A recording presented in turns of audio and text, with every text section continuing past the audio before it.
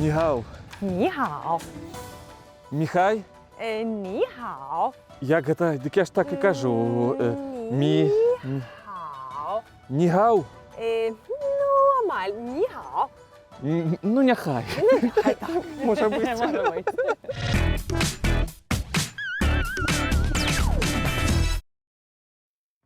Вітаем вас, дарагія сябры. У нас сёння ў праграме «Мова на нова» лінгвістка і бізнесоўка Ганна Гурына. Прывітанне, Ганна. Прывітанне. Ганна, я ведаю, што ў цябе ёсць свой моўны стартап. Так. Адкуль з'явілася ідэя заняцца бізнесам, звязаным з моваю? З мовамі звязана ўсё маё жыццё. Вось, я магістр лінгвістыкі і ўсё жыццё займаюся мовамі.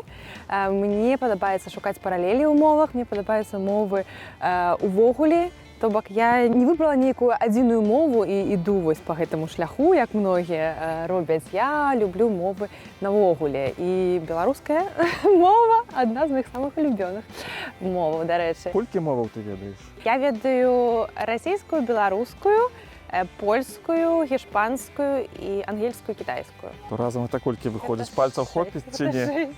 Гэта 6 моваў. Ты занялася сваім стартапам тут у Варшаве.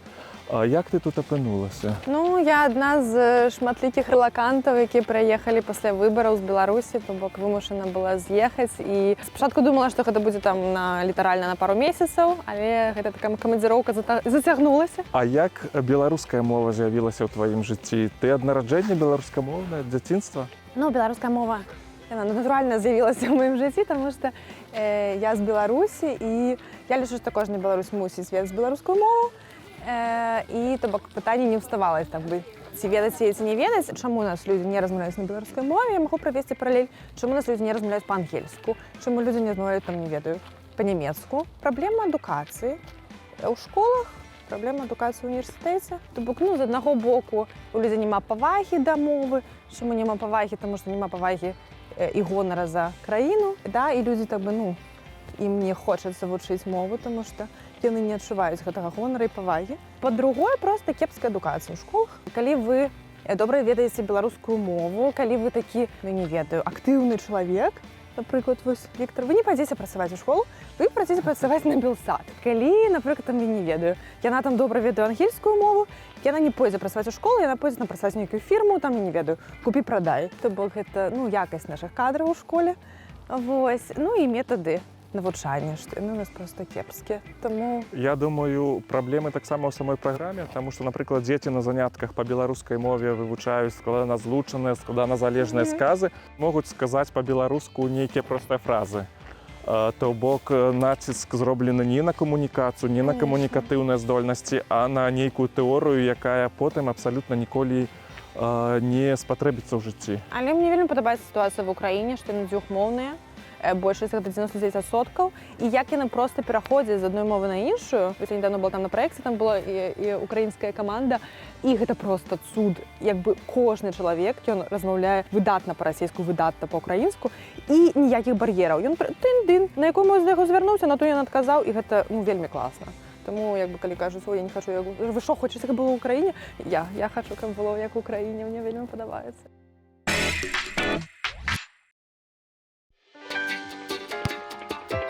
Сёння ў рубрыцы «Дзіцячая замова» распавяду вам некалькі моўных цікавінак. Першае. Часам даводзіцца чуць. Злодзей здзекаваўся над сваёй ахвярай. Так казаць памылкова. У беларускай мове пасля слова «здзекавацца» задаем пытанне не над кім, а з каго. Таму правільна будзе казаць і пісаць. Злодзей здзекаваўся з Мікалая, а Лена здзекавалася са свае дачкі. Другая. У залежнасці ад роду розныя словы маюць розныя канчаткі. У тэорыі гэта ведаюць усе, а вось на практыцы выходзіць па-рознаму. Часам чуем «дзядулін і бабулін дом» або «дзядуляў і бабуляў дом». Як жа правільна? Правільна «дзядуляў і бабулін», бо дзядуля мужчынскага роду, а бабуля жаночага. Гэтак жа сама скажам «Сашаў тэлефон», калі Саша хлопчык, і Сашына флешка, калі Саша дзяўчынка. Не блытайце. Трэцяе. Рускае слово «должен» перакладаецца на беларускую мову прынамсі 6 адпаведнікамі. По-руску должен деньги, должен приехать, должен состояться, должен явиться. Па-беларуску у кожным з гэтых выпадкаў маем сваё слова. Пра грошы скажам: ён мне вінны, вінен або вінаваты 100 рублёў. Пра нейкі абавязак скажам: павінен ці абавязаны. Той, хто не мае тэста на каранавірус, павінен, абавязаны прайсці яго на мяжы. Калі ваша сяброўка можа прыехаць, а можа і не, то коротка скажам так: Алеся мае прыехаць сёння ўвечары. А вось калі Алеся прыедзе па-любому, то тады гаворым: Алеся мусіць прыехаць сёння ўвечары. Вучыце беларускую мову і размаўляйце па-беларуску.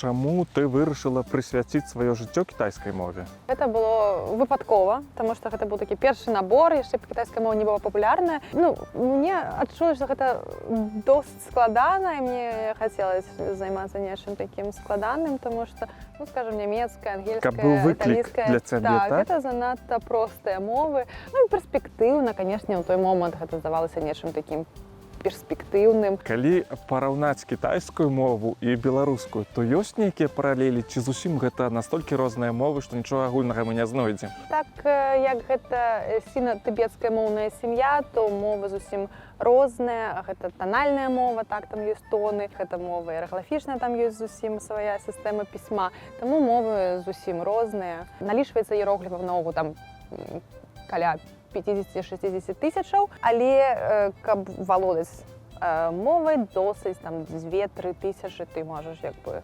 ўжо размаўляць на кітайскай, то бок не трэба ведаць там гэтыя тысячы іерогліфаў. Вось. Ну, у школах нават дзеці там вывучаюць 4-5 тысячаў іерогліфаў, і гэта Дастаткова, для каб камунікацыі, функцыянаваць у грамадстве. Таму не трэба там думаць, што гэта проста там мільёны, мільярдаў гэтых іерогліфаў. А як з пісаннем на кампутары? Гэта што, трэба такую вельмі вялікую клавіатуру, каб на ёй набраць усе гэтыя тысячы іерогліфаў? Ці як гэта выглядае? З кампутарам ўсё таксама досыць проста, таму што ёсць транскрыпцыя на лацінскі алфавіт.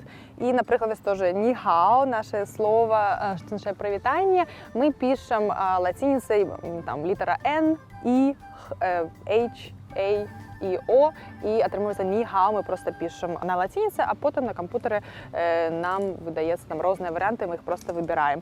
То бок, ну, на базе лацініцы мы гэта ўсё і ўводзім. І гэта досыць проста. Зараз нават не патрэбна яго умець пісаць гэты іерогліфы, таму што, в прынцыпе, ты набіраеш на лацініцы, а потым ты просто выбіраеш патрэбны. То бок гэты навык. І многія кітайцы яны скарджуцца, што людзі ўжо не ўмеюць пісаць па-кітайску, таму што, ну, як бы ў усіх месенджерах паўсюль ты можаш пісаць як бы на лацініцы, і гэтыя навыкі таксама як бы знікаюць. А што значыць, што мова танічная? Там няма націскаў, а нейкія тоны замяняюць націски, так? Так, ёсць 4 тоны, і ў залежнасці ад гэтага тону адны і тыя ж фанемы могуць азначаць розныя словы. Так? Ну, напрыклад, там слова «ма» з першым тонам, гэта будзе значыць «мама». Слова «ма» з трэцім тонам будзе азначаць «конь». Слово «ма» з чацвёртым тонам будзе азначаць ругацца, мацярыцца. І слово «ма» з другім тонам будзе азначаць канапля. Каб паздзекавацца з замежнікаў, напэўна, кітайцы праводзяць такія прыклады нейкіх сказаў, да, дзе проста рознымі тонамі адрозніваюцца словы. Напрыклад, шы-шы-шы, шы-шы-шы. Шы хадзіў на рынак, каб правяраць львоў. Каб правяраць львоў? Шы. Для мяне гэта вось так прыкладна гучыць. Шы. Добра, і ў мяне то не так? Добра. Ну, зразумела, што гэта такі штучны сказ, ніхто так, ну, не размаўляе, але, ну, рэальна так, ад тона будзе залежаць значэнне слова. Ганна, можа б ты нам магла паказаць, як пісаць кітайскія іерогліфы? Гэта вельмі цікава. Вось, напрыклад, у мяне тут ёсць папера. Вау! Так, і тут маркер. Шы-10 пішуцца проста вось такі крыжык. Шы гэта 10. Так, гэта другі тон. Шы гэта 10. Напрыклад, гэта шы значыць быць. Напрыклад, 我是白俄人, я ёсць беларуска. Ой, ну гэта вельмі складаны іерогліф. Так, і гэта ўжо будзе чацвёрты тон. Напрыклад, як жа напісаць «жыве Беларусь»? Так. Жыве мы поставім на месца пасля Беларусі, то бок мы напішам Беларусь жыве. А чаму? Такія Таму правілы што сінтаксісу такія ў правілы кітайскай мове? сінтаксіса і жыве будзе вансуй, што літаральна азначае 10 000 гадоў. То бок Беларусі 10 000 гадоў. Напрыклад, это вансуй, яны кажуць, калі ты, например, там чихнеш, яны скажуць вансуй, типа здаровый табе. Вансуй. Жыві 10 000 гадоў. Таму мы напішам Беларусь 10 000 гадоў, жыве Беларусь, гэта будзе азначаць. Пайлосы вансуй. Жыве Беларусь. Гэта трэба вучыць з тыдзень, каб такое напісаць. І што яшчэ цікава ў кітайскай мове, як фарміруюцца, напрыклад, новыя словы, такія як там, не ведаю, кампутер, тэлевізор. Вось у них ёсць там іерогліф электрычнасць, што абазначае вось гэты дзен, гэта электрычнасць. І потым да гэтай электрычнасці мы далучаем іншыя словы, напрыклад, дзен-нау, электрычнасць плюс мозг, гэта кампутер. Дзен-хуа, электрычнасць плюс маўленне, гэта тэлефон. Дзен-шы, электрычнасць плюс там зрок, гэта тэлевізор. То бок ёсць логіка і не ўсё так дрэнна. Ага, то бок яны наўпрост не запазычваюць, напрыклад, з ангельскай мовы. Ёсць запазычана прост, типа там к-к-к-л, кока-кола. К-к-к-л. К-к-к-л, гэта кока-кола?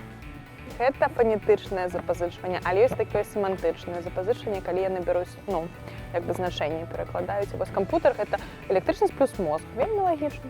Вельмі цікава. Ну. А як сказаць па-кітайску глядзіце праграму «Мова на нова»? 看我们喜剧院的节目. А я не паўтару. Без шансаў. Дзякуй за размову, Віктор. Дзякуй вялікі. Всього добрага. Добрага дня. Йоу-йоу-йоу! Здоровки, сябруки і сяброўкі! У эфіры блогер ніхто! І зараз я раскажу вам ашарамляльную правду, якую ад вас хавалі ўсё жыццё. Витя, не вырабляйся, давай по тексту. А, ну давай. Хто такі нехта, думаю, ведае кожны беларус. Правільна, гэта невядома хто. Гэта так званы няпэўны займеннік, які мы ўжываем у выпадку, калі гаворка ідзе пра чалавека, які існуе ў рэальнасці, але невядомы нам. Прыйшоў нехта і ўзяў нешта. Або калі мы гаворым пра асобу, пра якую дакладна не памятаем, нехта мне гэта ўжо казаў. Дарэчы, калі з нейкіх прычынаў вы хочаце пазбегнуць ужывання гэтага слова, то можаце абраць яго поўны сінонім – хтосьці. Звярніце ўвагу на тое, што постфікс «сці» у слове будзе пісацца з мяккім знакам. А вось слова «хто-небудзь» хоць і з'яўляецца няпэўным займеннікам, але мае крыху адрознае ўжыванне. Так кажам, калі ёсць магчымы выбар, але мы яшчэ дакладна не вырашылі, каго выбраць, альбо гэта проста не мае для нас вялікага значэння. Шаноўныя, хто-небудзь з вас сёння прынясе мне каву? Нехай ніхто іншы прынясе. Маем у нашай мове яшчэ адзін няпэўны займеннік – абы хто. Нам не патрэбен абы хто, толькі сапраўдны адмысловец. Не вадзі ў хату абы каго. Дарэчы, адчуваеце, наколькі гэтае слова эмацыйна зараджанае, прычым менавіта негатыўна. Яно гучыць фактычна як абраза і ўласцівая гутарковаму стылю мовы. Уяўляеце, калі б вядомы, так званы дэструктыўны тэлеграм-канал называўся б абы хто. Вось і я таксама не ўяўляю. Вяртаючыся да нехты, да нехта, то хачу нагадаць, што мы маем падобнае пагучанне слова «ніхто». Іх, дарэчы, вельмі часта блытаюць. Але заўважце, гэтыя словы адрозніваюцца прыстаўкамі «не» і «ні», націскам, а галоўнае – значэннем. Ніхто – гэта адмоўны займеннік.